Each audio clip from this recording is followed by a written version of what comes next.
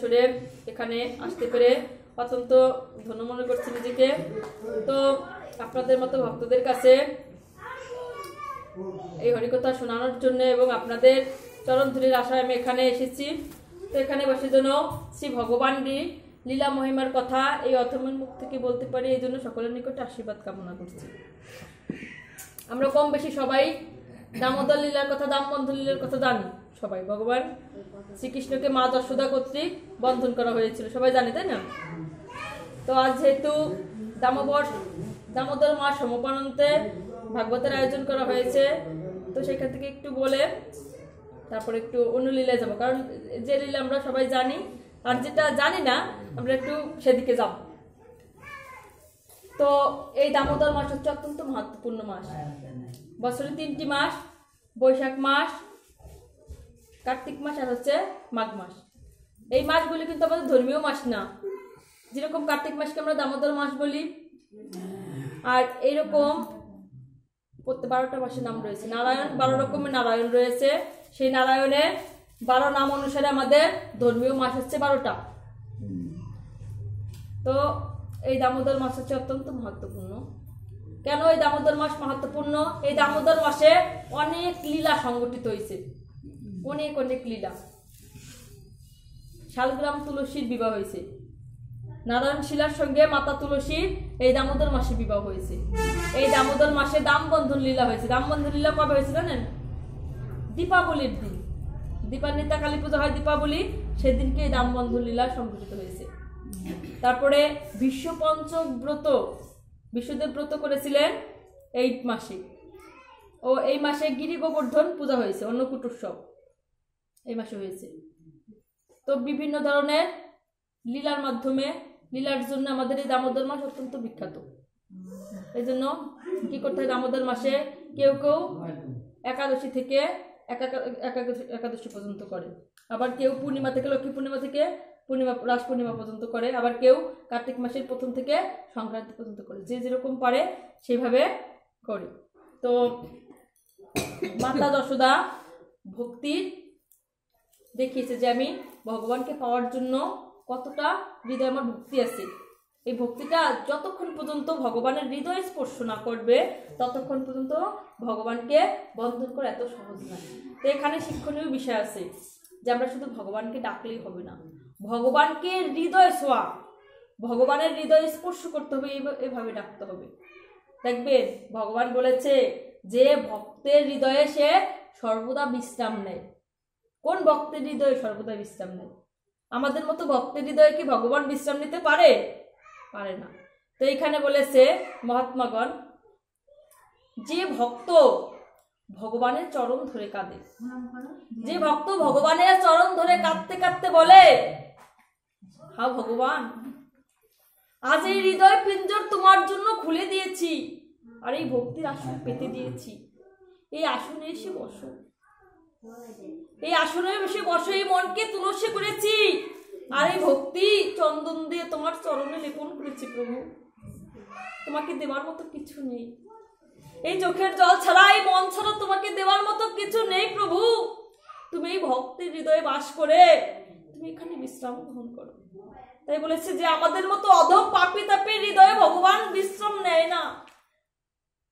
যে ভক্তের হৃদয়ে ভগবান বাস করে, যে ভক্ত কেঁদে কেঁদে আকুল হয়ে নিজের মনকে তুলসী করে, ভক্তিকে চন্দন করে, নিজের বক্ষকে ছেদন করে বলে, হা ভগবান, তুমি এখানে বিশ্রাম করো, এখানে তুমি সতত বিশ্রাম করো, আমি রাত জেগে তোমার চরণ সেবা করবো। প্রভু, ভগবান সেখানেই বাস করে। তো এখানে সবাই দামবন্ধন লীলার কথা কম বেশি জানি। মাতা যশোদা ধরতে ধরতে দূর যখন গোপালকে ধরেছিল, তার ভক্তি 2 আঙ্গুল কম ছিল। সে অনেক চেষ্টা করেছে, এই চেষ্টার জন্য ভগবান শেষে ধরা দিয়েছে। যে ভক্ত ডাকতে ডাকতে আকুল হয়, ভগবানকে, ভগবানের পিছ পা ছাড়ে না, তেমনি ভগবানকে পাচ্ছি না, চলে যায়, ভগবান তার কাছে ধরা দেয় যে ও আমাকে পাওয়ার চেষ্টা করছে, আমার দিকে এগিয়েছে, আমাকে ধরার চেষ্টা করেছে, ওই জন্য ওনাকে আর কষ্ট দেব না। এই জন্য এখানে বলেছে যে ভক্তের প্রচেষ্টা ভক্তির মহিমা, এই দুটো প্রকাশ করার জন্য দামবন্ধন লীলা হয়েছিল। তো আজকে একটা নতুন লীলায় যাই আমরা। আমাদের কলিহত জীবকে উদ্ধার করার জন্য আমাদের গৌরাঙ্গ মহাপ্রভু এসেছিল আমাদের এই কলিযুগে। তো উনি প্রত্যেককে দাঁড়ে দাঁড়ে গিয়ে এই কৃষ্ণ নাম বিলিয়েছেন। উনি কলিহত জীবকে উদ্ধার করার জন্য প্রত্যেকে দাঁড়ে দাঁড়ে গিয়ে বলছে, একবার কৃষ্ণ বলো, একবার লহ কৃষ্ণ, একবার কহ কৃষ্ণ, তবু একবার কৃষ্ণ বলো। মানে সবার হাতের কাজ কেড়ে নিয়ে, ধোপা ছিল, ধোপারও হাতের কাজ কেড়ে নিয়ে বলছে যে তোমার এত কাপড় চোপড় আমি কেচে দেবো, কেচে রোদে শুকিয়ে দেবো, তবু একবার কৃষ্ণ বলো। কেউ কি আমরা করি যে আপনি কাজ করছেন কৃষ্ণ বলছেন না, যে আপনার কাজটা কেড়ে নিয়ে বলে একবার কৃষ্ণ বলো। প্রভু কোনো অবতারে এরকম করে নাই, কোনো যুগে করে নাই। এই কলিযুগে এসে এই কলিহত জীবকে উদ্ধার করার জন্য প্রভু সকলে তার প্রান্তে ঘুরেছেন। একবার কৃষ্ণ বলো, একবার কৃষ্ণ বলো। তাই আজ গৌরাঙ্গ মহাপ্রভুর একটু সন্ন্যাস লীলা সম্পর্কে বলার চেষ্টা করব। প্রভু প্রতিদিন শিবাস অঙ্গনে কীর্তন করতেন, এই হরিনাম সংকীর্তন করে নেচে নেচে ঘুরে বেড়াতেন। তো একদিন ওই শিবাস অঙ্গনে এত সুন্দর নাম সংকীর্তন হচ্ছিল যে সবাই নাম গানে মাতোয়ারা, সেই হরে কৃষ্ণ জয়ধ্বনি সর্বদিকে প্রচারিত হচ্ছে। আর এই আনন্দে সবাই উন্মলিত। এমন সময় এক বিপ্রবর ব্রাহ্মণ ওই শিবাস অঙ্গনের সামনে গিয়ে দাঁড়িয়েছে পৈতা ধারণ করে। এইবার মহাপ্রভু এত আনন্দ উন্মলিত, উনি আর ওদিকে ভ্রুক্ষেপ করে নাই। অনেকক্ষণ যখন অতিবাহিত হয়ে গেছে, তখন শিবাস পণ্ডিত এসে বলছে, আজ গৌরাঙ্গ তোমার সঙ্গে দেখা করবে না, সে এতটাই কীর্তনে মগ্ন রয়েছে, তোমার সঙ্গে দেখা করার তার সময় নাই। এখন ব্রাহ্মণ খুব রেগে গিয়েছে, রেগে গিয়ে ওই পৈতাকে টেনে দুই ভাগ করেছে, ভাগ করে ছিঁড়ে বলছে, এত বড় সাহস গৌড়ে, এতক্ষণ পর্যন্ত অপেক্ষা করছি, সে কিনা বলছে এখন আর দেখা করবে না। তো কোনো সাহস, আজ থেকে আমিও অভিশাপ দিলাম, গৌরাঙ্গের আর সংসার করা হবে না, হবে না, হবে না। এই বলে পৈতাকে দুই ভাগ করে টেনে নিয়ে দূরে ফেলে দিয়েছে। এই অভিশাপ লেগে গিয়েছে প্রভু। নাম সংকীর্তন থেকে এই কথা শুনে বেরিয়ে এসেছে, কি ব্যাপার, ব্রাহ্মণের অভিশাপ। দেখবেন আগের ব্রাহ্মণের মুখ থেকে আগুন জ্বলতো, ব্রাহ্মণের কোনো কথা মানে ইচ্ছে যেত না, ভুলে যেত সবকিছু। এই কথা বলায় সে ভগবান হয়েও ভয় পেয়েছে, কি ব্যাপার, ব্রাহ্মণ আমাকে এই অভিসম্পদ করেছে যে গৌড়ের আর সংসার করা হবে না। তখন গৌরাঙ্গ মহাপ্রভু দৌড়ে গিয়ে নিজের আলয়ে সেই সচিমার গৃহে গিয়ে ক্রন্দন করছে, রোদন করছে, যাকে বলা হয় রোদন। হা গোপী, হা গোপী, হা গোপী বলে দুই পা সরিয়ে দিয়ে উপর দিকে তাকিয়ে রোদন করছে। কিছু লোক ওইখান থেকে যাচ্ছিল, কিছু শিষ্য, গঙ্গাদাস পণ্ডিতের কিছু শিষ্য ওই পথ দিয়ে যাচ্ছিল। এইবার ওই মহাপ্রভুকে দেখে বলছে, হা মহাপ্রভু, হা নিমাই, তোমার মুখে তো সর্বদাই কৃষ্ণ কৃষ্ণ শুনেছি, আজ কেন বলছো তুমি গোপী গোপী? তুমি তো আমাদেরকে কৃষ্ণ বলা শিখিয়েছো, আজ তোমার মুখে কেন গোপী? তখন বলছে, তুমি কোন কৃষ্ণের কথা বলেছো?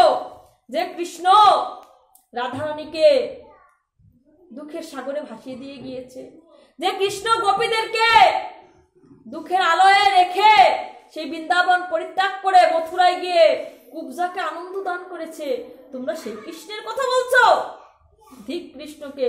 এই বলে বলছে, হা গোপী, হা গোপী বলে ক্রন্দন করছে। এখন ওই শিষ্যগণ এই কথা বলেছে, প্রভু রেগে গিয়ে পাশে ছিল লাঠি, ওই লাঠি ধরেছে, আর ওরা দৌড়ে গিয়ে ওই গঙ্গাদাস পণ্ডিতের কাছে গিয়ে বলছে, পণ্ডিত মহাশয়, নিমাইয়ের মাথা খারাপ হয়ে গিয়েছে, দেখেছি নিমাই বসে রোদন করছে, ক্রন্দন করছে গোপী গোপী বলে। যে নিমাই সবাইকে কৃষ্ণ বলার শিক্ষা দেয়, সেই নিমাইয়ের মুখে গোপী কথা শুনে আমরা প্রশ্ন করেছি, তুমি কেন গোপী গোপী বলছো? ও রেগে আমাদেরকে মারার জন্য সচেষ্ট হয়েছে। আমরা বলে রাখছি, ওই নিমাইকে আমরা বেশি দিন মানবো না, ও পণ্ডিত হয়েছে তাতে কি, আমরাও কিছু বলে দেব। এই কথা মহাপ্রভুর কর্ণে এসেছে। কি, এই কলিহত জীবকে উদ্ধার করার জন্য আজ আমি এসেছি, আর আমাকে তিরস্কার করছে। আমি আর এই সংসারে থাকবো না। তখন সে নিত্যানন্দ প্রভুর শরণাপন্ন হলে বলেন, শ্রীপাদ শ্রীপাদ। নিত্যানন্দ প্রভু এসেছে, বলছে কি হয়েছে গৌর, আজ তোমার হৃদয় কেন এত ভারাক্রান্ত গৌর? বলছে জানো না প্রভু, আমি জ্বরের ওষুধ খেয়েছি জ্বরকে দমন করার জন্য, যাতে রোগ সেরে যায়। আর সেই রোগ সারার পরিবর্তে আমার জ্বরের মাত্রারও দ্বিগুণ হয়ে যাচ্ছে। নিতাই বলছে কি হয়েছে গৌর, একটু ভালো করে বলো। বলছে এই কলিহত জীবকে রক্ষা করার জন্য আমি এসেছি, আর ওরা কেউ আমাকে সম্মান করছে না, সবাই আমাকে হেলা করছে। আমি আর এই সংসারে থাকবো না, আমি এই সংসার পরিত্যাগ করে সন্ন্যাস গ্রহণ করব। কি তুমি সন্ন্যাস গ্রহণ করবে? তুমি কি বললে গৌর? ঠিক আছে, তোমার ইচ্ছা, তুমি যখন সন্ন্যাস গ্রহণ করতে চাও আমি বাধা দেব না।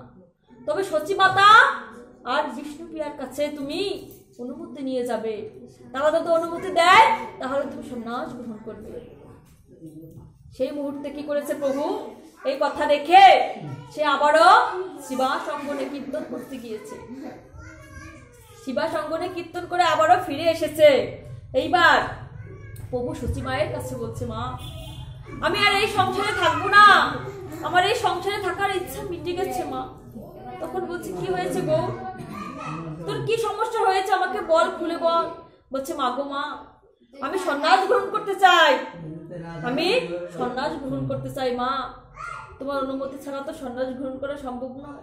তখন সচিমায়ের মাথায় বাজ ভেঙে পড়লো, কি বিশ্বরূপ সন্ন্যাস গ্রহণ করে চলে গিয়েছে, আর সেই সুখে পিতা জগন্নাথ মিশ্র চলে গিয়েছে, আর তুই সন্ন্যাস গ্রহণ করতে চাস? তো সংসারে কিসের অভাব রয়েছে আমাকে খুলে বল গৌর। তখন গৌর বলছে, মা গো তুমি রাম অবতারে কৌশল্য হয়ে আমাকে 14 বছরের বনবাসের জন্য যেতে বলেছিলে, পিতৃসত্ত্বের রক্ষা পালন করার জন্য, তখন তো তুমি বাধা দাওনি মা। আবার মা যশোদা হয়ে তুমি আমাকে কংসকে ধ্বংস করার জন্য মথুরায় যেতে বলেছিলে মা, তখন তো বাধা দাওনি। আজকে এই কলিহত জীবকে উদ্ধার করার জন্য আমি সন্ন্যাস গ্রহণ করতে চাই, আজ তুমি কেন বাধা দিচ্ছ মা? মা বলছে ঠিকই তো, মাও কিন্তু অনেক বিজ্ঞ, ভগবানের মাতা বলে কথা। বলছে ঠিকই তো।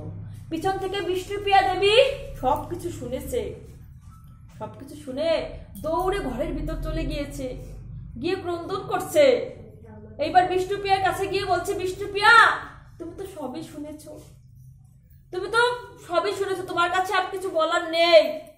তখন বলছে, প্রভু আমি আপনাকে বাধা দেব না, কিন্তু একটা কথা, পঞ্চ পাণ্ডবের সঙ্গে যেরকম ভাবে দ্রৌপদী বনবাসে গিয়েছিল আমি আপনার সঙ্গে যেতে চাই। রাম অবতারে যখন রামচন্দ্রের সঙ্গে মাতা জানকীও গিয়েছিল, আমি আপনার সাথে যেতে চাই। তখন বলছে, ওদের ফিরে আসার সম্ভাবনা ছিল, ওরা সংসারে আবারও ফিরে এসেছিল, কিন্তু সন্ন্যাস মানে সর্বসংকল্প ত্যাগ। এই সর্বসংকল্প ত্যাগ করলে আর গৃহে ফিরে আসা যায় না। তখন বলছে, তখন আরো খুব ক্রোধ করছে, খুব কান্নাকাটি করছে। বলছে, তুমি আমার শক্তি স্বরূপিণী, আজ যদি তুমি আমাকে অনুমতি না দাও তাহলে আমি আর কলিহত জীবকে উদ্ধার করতে পারবো না। প্রিয়া প্রিয়া রোদন করছে। পরের দিন প্রভু যখন শিবাস অঙ্গনে গিয়েছে, শিবাস অঙ্গনে কীর্তন করছে। কীর্তন করতে করতে প্রভু চিন্তা করছে, আজ এই শিবাস অঙ্গনে আমার শেষ কীর্তন, আর কোনোদিন এই শিবাস অঙ্গনে আমার আর কীর্তন হবে না। তাই প্রত্যেক পার্শ্বদের চরণ ধুলি নিচ্ছে, সবার চরণ ধুলি নিচ্ছে, আর সবার এই হস্ত নিজের মাথায় ঠেকাচ্ছে যে আজ আমার এখানে শেষ আশা, আর এই জন্মে কোনোদিন আমি শিবাস অঙ্গনে আসতে পারবো না, আর এই মধুর সংকীর্তন এই পার্শ্বদের সঙ্গে আর কোনোদিন করতে পারবো না, এটাই আমার শেষ। এই মনে মনে ক্রন্দন করে প্রভু সবার আশীর্বাদ নিয়ে যখনই চলে আসবে, তখনই কলা বেচা শ্রীধর নামে এক পণ্ডিত, একজন লোক, যিনি কলা বেচেন, কলা বিক্রি করেন, কলা মোচা তারপরে থোর এগুলি বিক্রি করে, তিনি ছোট্ট একটি লাউ, কচি লাউ নিয়ে এসেছেন। প্রভুকে বলছে, প্রভু এই লাউটি তুমি গ্রহণ করো। তখন এই লাউ দেখে অন্য একজন ভক্ত প্রভুকে কিছু দুধ, প্রভুর জন্য কিছু দুধ নিয়ে এসেছে। বলছে, প্রভু এই দুধটুকু তুমি গ্রহণ করো।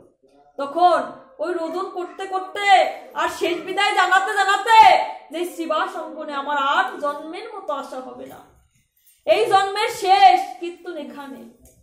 এই বিদায় নিয়ে মনে মনে প্রভু ওই লাউ আর দুগ্ধ নিয়ে শচী মায়ের কাছে এসেছে, চোখ মুছতে মুছতে এসে বলছে, মা গো, আজ এই লাউয়ের পায়েস রন্ধন করো, এই লাউয়ের পায়েস রন্ধন করো মা, আজকে একটু প্রসাদ পাবো, আমার খুব ইচ্ছে হয়েছে, ভক্তরা দিয়েছে তো মা, একটু লাউয়ের পায়েস রন্ধন করো।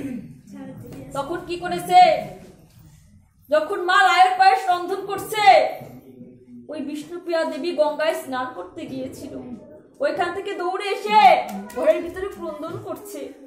এবার মহাপ্রভু জিজ্ঞেস করছে বিষ্ণুপ্রিয়া দেবীকে, দেবী তুমি ক্রন্দন করছো কেন, দেবী কাঁদছো কেন?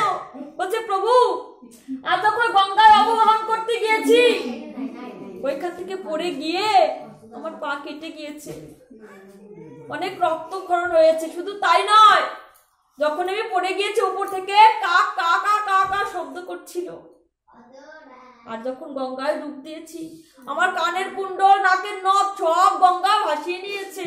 শুনেছি আমার মা বলেছে সতী সাধ্যী রমণীর নাকি কানের কুণ্ডল আর নাকের নথ হারিয়ে গেলে তার নাকি অমঙ্গল হয়। প্রভু সত্যি কি অমঙ্গল হবে? আজ আমার বড় কষ্ট হচ্ছে প্রভু, মনে হয় তুমি আর আমার কাছে থাকবে না। আমার মনে কেন বারবার এই সংকেত দিচ্ছে, তাই আমার খুব কষ্ট হচ্ছে প্রভু।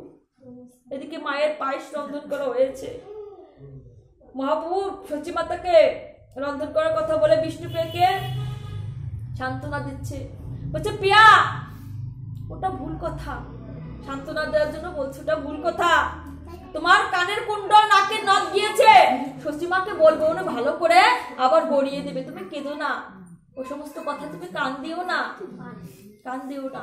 এই বলে নিমাইকে ডাক দিয়েছে, মা নিমাই প্রসাদ পাবি বয় বাবা। যখন নিমাই আসনে বসে ওই লাউয়ের পায়েস প্রসাদ পাচ্ছে, তখন নিমাইয়ের মনটা ভেঙে যাচ্ছে, বুকটা ফেটে যাচ্ছে। মা গো, আজ এই 24টি বছর তোমার হাতে রন্ধন খেয়েছি, আজ এই শেষবারের মতো তুমি আমাকে লাউয়ের পায়েস রন্ধন করে খাওয়ালে মা, তোমার হাতের রন্ধন বুঝে আর কোনোদিন খেতে পারবো না মা। এই সংসারে মনে হয় আমার আর আশা হবে না মা, তোমাকে মা বলে আর ডাকা হবে না, মা গো এ বলে আর কখনো ডাকতে পারবো না। এই ক্রন্দন করতে করতে লাউয়ের পায়েস প্রসাদ পাচ্ছে।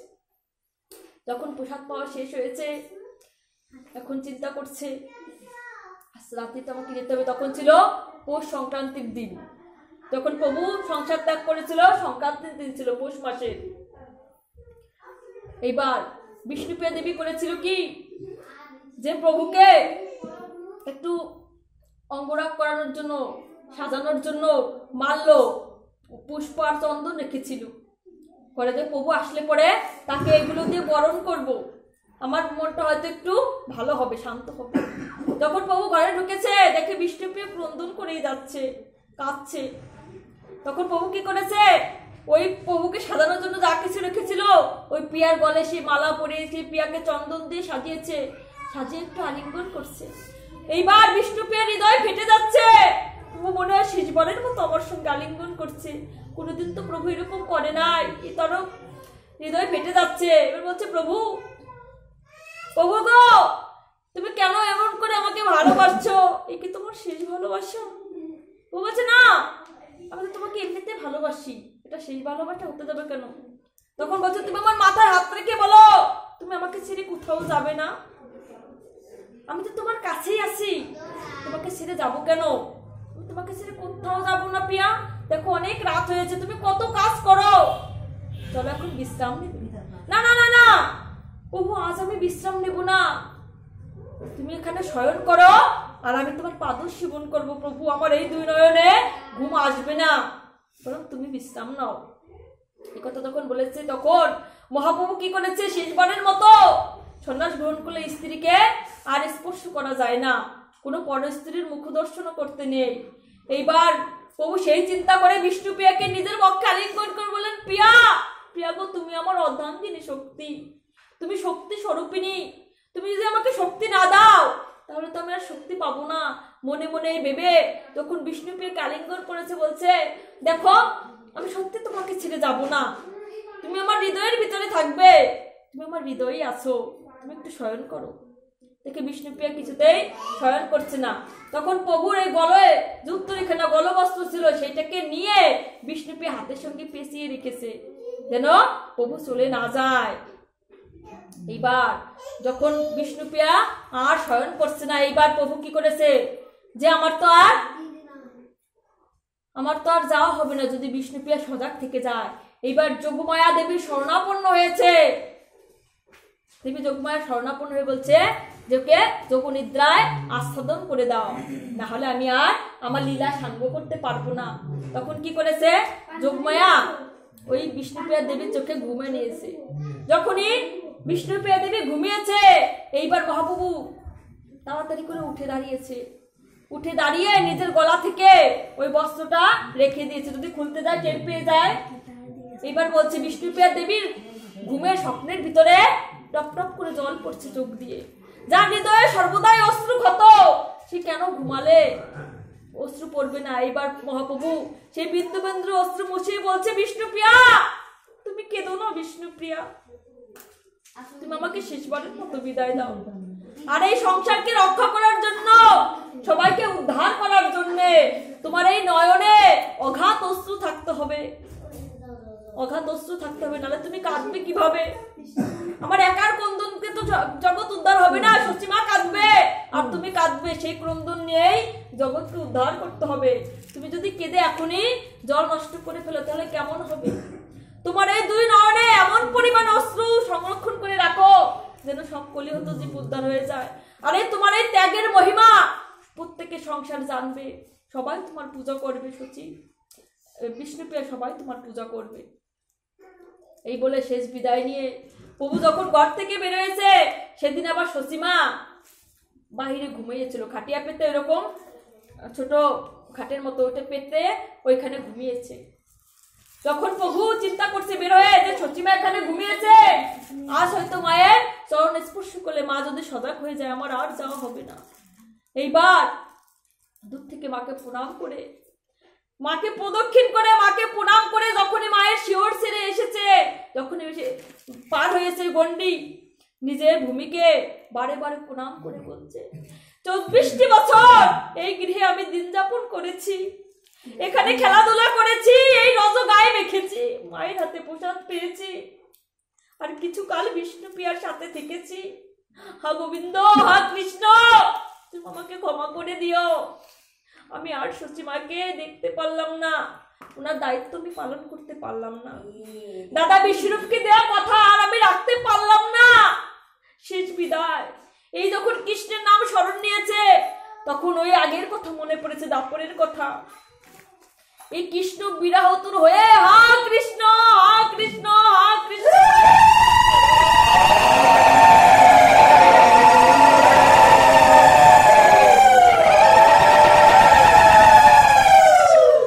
যখনই হা কৃষ্ণ বলে গঙ্গার পরে এসেছে, দেখে নিত্যানন্দ প্রভু, মুকুন্দ দত্ত, ব্রহ্মানন্দ, গদাধর পণ্ডিত, চন্দ্রশেখর আর ওখানে দাঁড়িয়ে রয়েছে।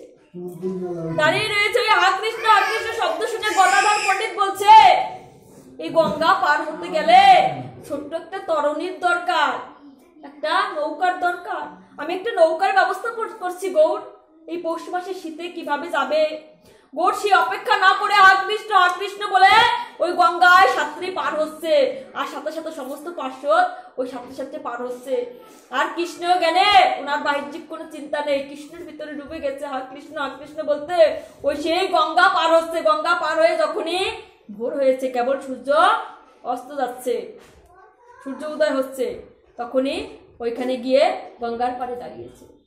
গঙ্গার পাড়ে দাঁড়িয়ে কাটোয়া, ভারতের কাটোয়া নদীর উপর, নবদ্বীপের উপরে, সেই কাটোয়ায় কেশব ভারতী থাকে। উনি হচ্ছে সেই মহাপ্রভুর সন্ন্যাস গুরু। উনার থেকে সন্ন্যাসত্ব নেবে, সন্ন্যাস গ্রহণ করবে বলে ওই ওপারে গিয়েছে কাটোয়ায়। কাটোয়ায় গিয়ে প্রভু সব কাটোয়াবাসীদের জিজ্ঞেস করছে কোথায় কেশব ভারতীর সেই কুটির। সমস্ত কাটোয়াবাসী বলছে তুমি নবদ্বীপের নিমাই না? তুমি না নিমাই পণ্ডিত, তুমি এখানে কেন এসেছো? কিছু না বলে প্রভু যখনই কেশব ভারতীর কথা জিজ্ঞেস করেছে, সমস্ত কাটোয়াবাসী ওই কেশব ভারতীর কুটির দেখিয়ে দিয়েছে। যদি কেশব ভারতী বিরক্ত না হয়, ওই কুটিয়া ধাক্কা না দিয়ে তার পাশে একটি বৃক্ষ ছিল, সেখানে দু হাত পা সরিয়ে এরকম আকাশের দিকে তাকিয়ে প্রভু হরে কৃষ্ণ হরে কৃষ্ণ হরে কৃষ্ণ বলছে। এইবার এই কৃষ্ণ কথা শুনে কেশব ভারতী গঙ্গা স্নান করতে যাবে, ঘর থেকে বেরিয়েছে। যখনই ঘর থেকে বেরিয়েছে, এইবার দেখছে সুন্দর চাঁদের মতো উজ্জ্বল সুন্দর চেহারা। যখন ফিরে দেখছে কেশব ভারতী তুমি কে, পিছন থেকে দেখেছে তো, সামনের দিকে তাকিয়ে দেখে ওই চন্দ্র মুখখানা। বলছে তুমি নবদ্বীপের নিমাই না? বলছে হ্যাঁ প্রভু, আমি নবদ্বীপের নিমাই, আমি আপনার কাছ থেকে সন্ন্যাস গ্রহণ করতে চাই। বলছে তোমাকে যদি আমি সন্ন্যাস গ্রহণ করাই, তাহলে ওই শশীমানকে হত্যা করা হবে, বিষ্ণুপ্রিয়া দেবীকে বধ করা হবে, আমি পারবো না। কিছুকাল হয়েছে তো তুমি বিবাহ করেছো, বেশি দিন তো হয়নি। তখন বলছে আমাকে সন্ন্যাস দিতেই হবে, আমাকে সন্ন্যাস দিতে হবে। বলছে হ্যাঁ গুরুদেব, আমি আপনাকে গুরু বলে মেনেছি। হ্যাঁ গুরুদেব, আমাকে ভববন্ধন থেকে মুক্ত করুন, আমাকে এই সংসার থেকে উদ্ধার করুন, আর আমাকে উদ্ধার করে কৃষ্ণের দাস বানিয়ে দিন। আমি আর এই সংসারে থাকতে চাই না, এই ভববন্ধন মুক্ত করে আমাকে কৃষ্ণ দাস করে দিন গুরুদেব। কিছুতেই যখন গুরুদেব রাজি হচ্ছিল না, তখন উপর থেকে আকাশবাণী হলো। কে যেন এসে বলছে হা কেশব ভারতী, হা কেশব ভারতী, এটা হচ্ছে সব নারায়ণের লীলা। নারায়ণের মনে যাহা চায় তুমি তাহাই করো, ওকে সন্ন্যাস গ্রহণ করে ভববন্ধন মুক্ত করো, কৃষ্ণের দাস বানিয়ে দাও। ওই কেশব ভারতী জানতে পারলেন এ স্বয়ং নারায়ণ। তখন কি করলেন? রাজি হলেন। সন্ন্যাস গ্রহণ করার আগে কি করতে হয়? শিখাসূত্র পরিত্যাগ করতে হয়, মস্তক মুন্ডন করতে হয়। তখন ওইখানে ছিল মধু নাপিত নামে একজন নাপিত কাটোয়ায়। সেই নাপিতকে ডেকে আনা হলো। ওই নাপিত যখন বিভিন্ন অস্ত্র শস্ত্র নিয়ে এসেছে চুল কাটার জন্য, প্রভুকে দেখে বলছে প্রভু হ্যাঁ নিমাই পণ্ডিত, আমি তোমার মস্তক মুন্ডন করতে পারবো না। এর থেকে তুমি যদি বলো ঘরে ঘুমন্ত শিশু রয়েছে আমার, তার গলাটি কেটে দিতে, সেই গলাটিও আমি কেটে দিব, কিন্তু আমি আর তোমার মস্তক মুন্ডন করতে পারবো না। বলছে দেখো, আর যদি মস্তক মুন্ডন না করো, তাহলে আমি আর সন্ন্যাস গ্রহণ করতে পারবো না, আমি আর কৃষ্ণের দাস হতে পারবো না। এই বলে যখন হাতটি ধরেছে, ওই মধু নাপিত ক্রন্দন করতে করতে প্রভুর শিখাসূত্র পরিত্যাগ করিয়ে দিয়েছে। মস্তক মুন্ডন করে সেই চুলগুলো ওই কাটোয়াতে সমাধিস্থ করেছে। সমাধিস্থ করে কাঁদতে কাঁদতে গিয়ে ওই গঙ্গার তীরে সমস্ত অস্ত্রশস্ত্র ফেলে দিচ্ছে। এইবার কাটোয়াবাসী বলছে মধু নাপিত, তুমি যদি তোমার অস্ত্রশস্ত্র ফেলে দাও গঙ্গায়, তাহলে তুমি আর কি করে খাবে? তোমার রোজগারের পথ তো বন্ধ হয়ে যাবে। এইবার বলছে আমি ঘরে থাকবো, না খেয়ে মারা যাবো। যে দুই হস্ত গৌরকে স্পর্শ করেছে, এই হস্ত দিয়ে আমি আর কাউকে স্পর্শ করতে চাই না। এই বলে সমস্ত অস্ত্র ফেলে দিয়ে মধু নাপিত তার গৃহে ফিরে গিয়েছে। এইবার মহাপ্রভুকে সন্ন্যাস গ্রহণ করার আগে স্নান করতে হবে, তো স্নান গ্রহণ করে এসেছে, স্নান করে এসেছে। যখন স্নান করে এসেছে, ওই কেশব ভারতী আর মহাপ্রভু বসেছে। যখন ওই সন্ন্যাস গ্রহণের দীক্ষা দেওয়া হবে, তার আগে ওই মহাপ্রভু কেশব ভারতীকে বলছে যে গত রাতে এক ব্রাহ্মণ এসে আমার কর্ণে এই মন্ত্রটি দিয়ে গেছে, আপনি আমাকে এই মন্ত্রটি আমাকে দিবেন।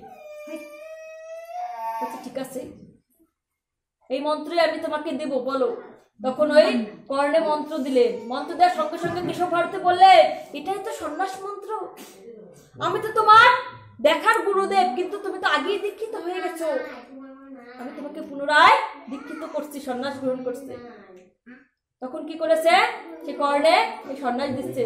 প্রথমে কিন্তু দিতে চাই না, সন্ন্যাস এত কঠিন জিনিস। বলছে সন্ন্যাস কি তাকে জানো তুমি গৌর, তুমি আর সন্ন্যাস গ্রহণ করতে এসেছো? সন্ন্যাস মানে এক বস্ত্রে থাকা। তখন বলছে হ্যাঁ গুরুদেব, আমি শুধুমাত্র কৌপিন পরে আমার এই জীবন চালিয়ে দেব। সন্ন্যাস মানে একবার আহার করা, বলছে সমস্ত অন্ন ত্যাগ করে আমি শুধু ফলমূল খেয়ে থাকবো।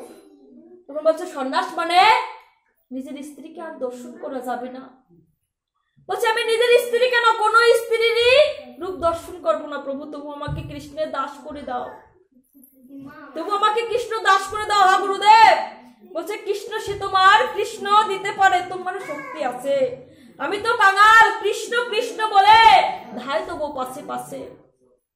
হে গুরুদেব, কৃষ্ণকে পাইয়ে তুমি দিতে পারো, তোমার সে শক্তি আছে। আমি তোমার শিষ্য, আমার তো কৃষ্ণকে পাওয়ার অধিকার নেই, কিন্তু কৃষ্ণ কৃষ্ণ বলে তোমার পাশে পাশে ঘোরার অধিকার শক্তি আমার আছে। বিভিন্ন কিছু বলার পরে রাজি হয়েছিল। যখনই ওই ব্রাহ্মণ প্রদত্ত সেই মন্ত্রখানা কর্ণে দিয়েছে, কেশব ভারতী সেই মন্ত্র পুনরায় মহাপ্রভুকে দিয়েছে। এবার মন্ত্র দেওয়ার পরে নতুন নামকরণ করতে হয়, নতুন জীবন পেলে দীক্ষার পরে মন্ত্র দেওয়ার পরে নামকরণ করতে হয়। এইবার কেশব ভারতী চিন্তা করছে যে শুধু নারায়ণের অবতার নয়, এই কলিহত জীবকে রক্ষা করার জন্য সবাইকে সে কৃষ্ণ নাম দিয়েছে। প্রত্যেকের দাঁড়ে দাঁড়ে ঘুরে সে কৃষ্ণ নাম বিলিয়েছে, এমনকি বিভিন্ন পশু পাখি প্রাণীদেরকেও সে রক্ষা করেছে। তাই বলেছে যত জগতের তুমি কৃষ্ণ বলাইলা, করাইলা চৈতন্য কীর্তন প্রকাশিয়া। এতে তোমার নাম শ্রীকৃষ্ণ চৈতন্য, সর্বলোক তোমা হইতে যাতে হইল ধন্য। তুমি যখন সবাইকে কৃষ্ণ বলিয়েছ, আর কৃষ্ণ নাম যখন জগতে প্রচারিত হয়েছে, এই জগতে প্রচারিত হওয়ার পরে সবার ভিতরে চৈতন্য জ্ঞান এসেছে, তাই আজ থেকে তোমার নাম হলো শ্রীকৃষ্ণ চৈতন্য মহাপ্রভু।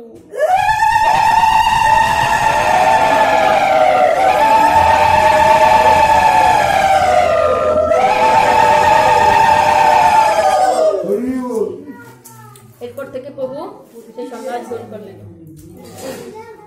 বিশ্রাম তো নাকি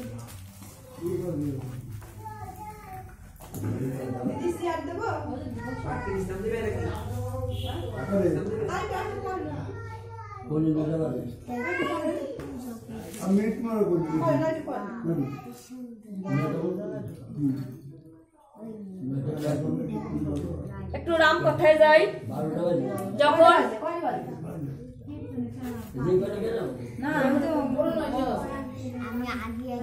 কি আর 10 মিনিটের মতো বলি।